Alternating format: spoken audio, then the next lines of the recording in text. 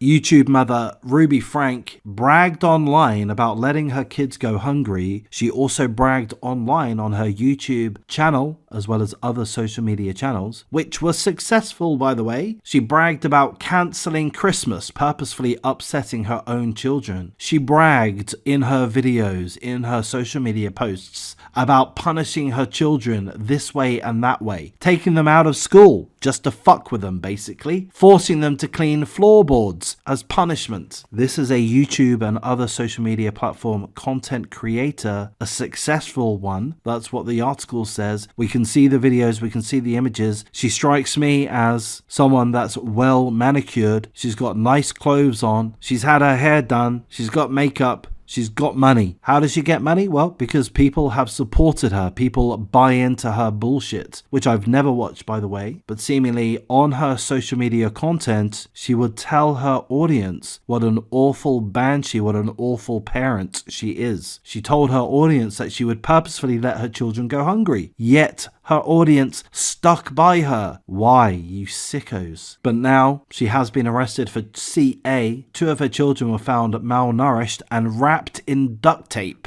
Yeah, that's right. She's a YouTube and social media celebrity influencer, and she's now been arrested for CA after the discovery of 2 of her children being malnourished and wrapped in duct tape. I've never watched this Banshees content. I think I'm very wary of a lot of do-gooders, that people that present themselves as do-gooders. For me, the lack of authenticity is deafening, is blinding. In these images, they're presenting themselves as being a loving, caring family, a wonderful family. She's considering herself, presenting herself as being a wonderful parent, and she's not. She's a child abuser. It's not a good, healthy family. It's a terrible family situation. 2 of the children malnourished, wrapped in duct tape. No, that's not something to be proud of. So primarily she's known due to her YouTube channel, which is called 8 Passengers. She's now been taken into custody after 2 of her children were found starved. They also had open wounds, and there were duct tape on their extremities. So I think that means their hands and their feet. Why were police at the family home? Well, because one of the children climbed out of the window and ran to a neighbor pleading for food and water, desperate for food and water, climbed out of her torturous parents' home to beg a neighbor for help. The neighbor saw the child's wounds and immediately called 911. 911 attended the premises, the home, and found another child in a similar physical condition of malnourishment. Could anyone see this coming? Well, I couldn't have, because I don't watch weirdos like this on YouTube. I avoid weirdos like this like the plague. But she had her audience. She was, again, very successful. Her channel, 8 Passengers. There's another one called Connections or something. She had a lot of support, and she would tell her supporters what an evil cunt she was. She would tell her supporters, her viewers, that she would purposefully not feed her child, her 6-year-old girl, lunch. Wouldn't give her lunch to take to school. Her teachers were concerned about that. Oh, hey mom, you've not given your child some lunch. What's going on there? And the mum says, well, yeah, I'm punishing her. I'm not going to give her lunch. And the teacher says, oh, okay, fair enough. No worries. Well, your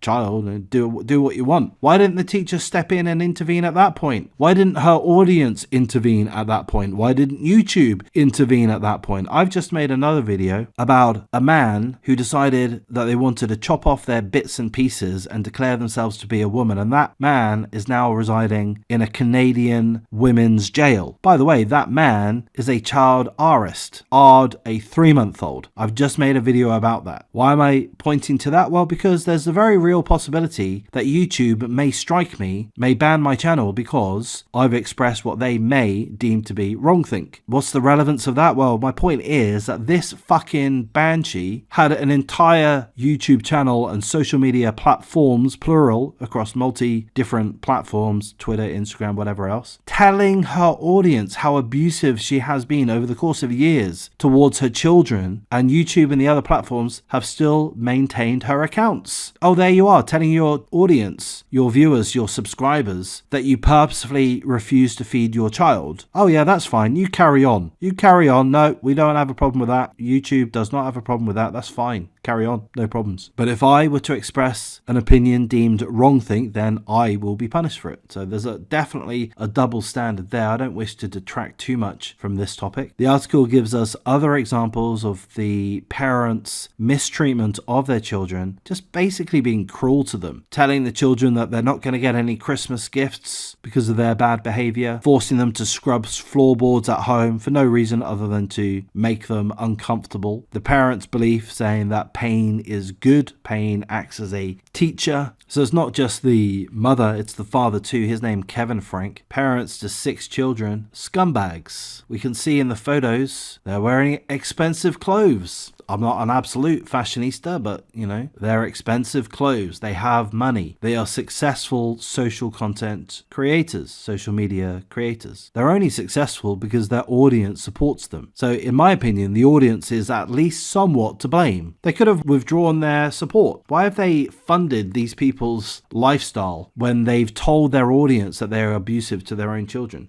We're told that one of their children has claimed that relatives have been trying to tell police and child protective services about the abuse for years. Everything gets ignored. So there ought to be an investigation. Why has YouTube enabled this situation? Why have the other social media platforms enabled this situation? She has literally been telling her audience of how abusive she is. Apparently, I've never watched any of her videos. I never will. I don't like doing too much research. I like going through one article and then leaving it at that. And this is just sickening. But as I say, going on another tangent, I've come across this situation before on YouTube and other social media platforms. You have a lot of social media content creators that are abusive, toxic to some degree or other, that go around doxing people. And the social media platforms often fail to intervene, often say, hey, scumbag, you shouldn't be doing that. Don't do that on our platform. Fuck off. They don't do that. You express wrongthink in another capacity. You have the wrong political viewpoint. If you're not woke enough, then you'll be removed. Then you'll be cancelled. But seemingly informing your audience of the child abuse that you commit on an ongoing basis is allowed on YouTube, apparently. There we go. That's as much of this article that I wish to go through. There is more information there.